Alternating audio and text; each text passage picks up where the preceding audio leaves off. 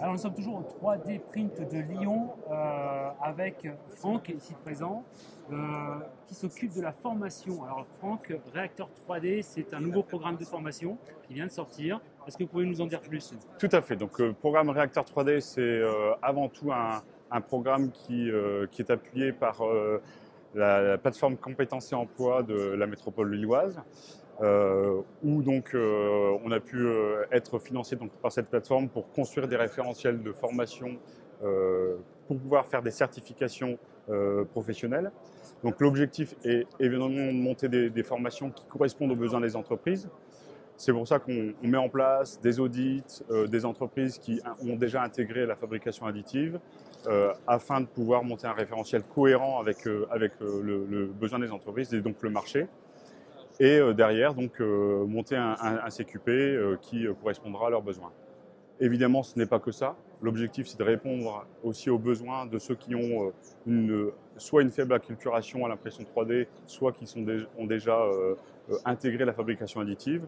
Et donc, on développe tout un panel d'actions, que ce soit formation, que ce soit workshop, que ce soit je dirais, expérimentation au sein de nos locaux pour que les entreprises puissent se tester, je veux dire, apprendre à faire, que ce soit logiciel, que ce soit matériel, culturel aussi parfois par rapport aux entreprises et à leurs enjeux professionnels. Alors vous en êtes où aujourd'hui du développement de Réacteur 3D? Vous avez déjà commencé les formations ou vous êtes toujours en phase de collecte d'informations à travers les audits que vous réalisez? Alors, forcément, on ne peut pas toujours attendre que je veux dire, toute la partie ingénierie soit faite. Donc, oui, on continue à collecter un certain nombre d'informations et rencontrer beaucoup d'entreprises.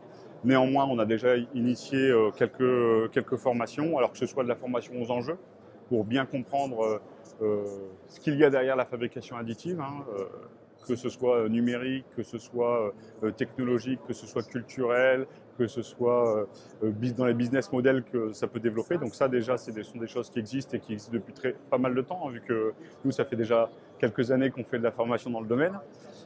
Et puis une formation un peu plus longue, donc de 5 jours, dans un cursus hein, qu'on met en place, où ça permet j'ai envie de dire, de s'affranchir de toutes les problématiques liées à la fabrication additive ou tous les enjeux qui existent, que ce soit dans le faire, que ce soit dans la pratique, que ce soit dans la stratégie, dans le choix des machines, dans le choix des matériaux, dans ce que l'on veut développer dans son entreprise ou quand on veut créer, parce qu'on a aussi eu des créateurs.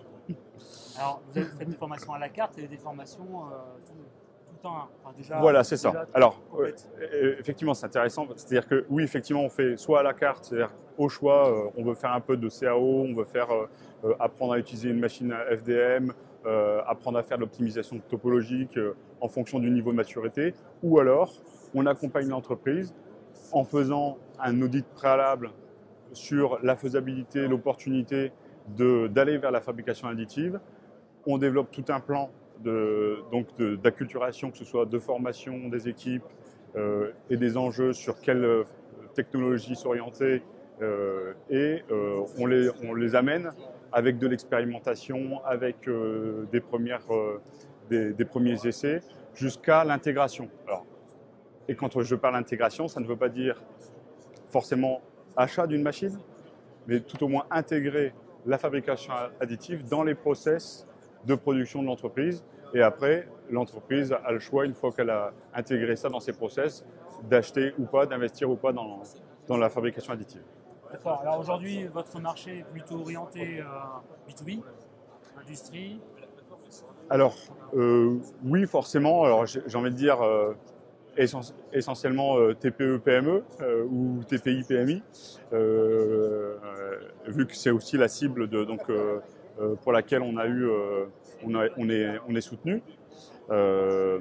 Et donc, malgré tout, effectivement, on travaille aussi avec des grandes entreprises dans le cadre de nos projets, vu qu'on fait aussi l'accompagnement d'autres sociétés. Et alors du coup, vous avez parlé métropole lilloise, mais vous n'êtes pas régional, vous faites de la formation sur l'échelle nationale? Alors, oui, le projet est porté donc par la métropole lilloise, donc ça c'est important de le souligner. Néanmoins, effectivement, les stagiaires qui viennent dans nos formations sont parfois de très loin, que ce soit au niveau national, voire dans les dom-toms. Alors, si les entreprises souhaitent faire appel à vos services, comment procèdent-ils? Alors, c'est très simple, hein. Déjà, ils peuvent nous contacter directement, soit via notre site internet, soit par téléphone, hein, sans souci. Alors, le site internet, l'adresse, donc c'est entrepriseouverte.com. Voilà, donc vous aurez toutes les références liées au réacteur 3D, vu que c'est Entreprise Ouverte qui porte ce programme. Et puis après, donc, il y a aussi des fiches à télécharger, aussi sur les réseaux sociaux, évidemment, hein, que ce soit Facebook, Twitter. On partage largement l'information à ce sujet. Alors, dernière question, Franck, en tant qu'expert de l'impression 3D, quelle est votre vision de l'avenir de cette technologie? Comment vous percevez le développement de cette technologie-là, à la fois du côté, peut-être du côté plus professionnel et industriel que du côté particulier, mais si vous avez un avis sur les deux. De toute façon, je pense qu'il suffit de regarder le salon 3D Print. Hein. Il y a 2 ans, on était une trentaine d'opérateurs sur le salon. On est passé à 150. Donc, a priori, c'est qu'il y a une évolution. Alors déjà d'intérêt sur la fabrication additive. On sait bien qu'il y a la maturité des technologies qui aussi poussent à l'utilisation. Toutes les technologies ne sont pas encore complètement matures. Néanmoins, je pense que les entreprises aujourd'hui commencent à percevoir justement l'intérêt de la fabrication additive. Et j'ai envie de dire que ce n'est que de bon augure. Et le chez nous manquant, c'est peut-être justement cette formation, comment faciliter l'intégration de cette technologie dans les business déjà existants. Et c'est là où le réacteur 3D a vraiment une épingle à tirer.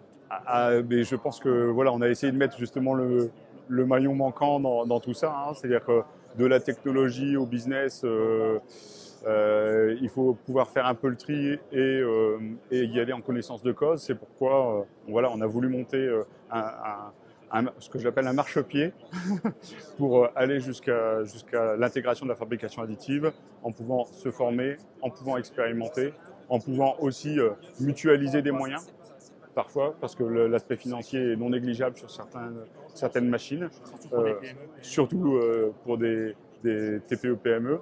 Et donc voilà, on a essayé de mettre, je dirais, une réponse à toutes ces problématiques-là.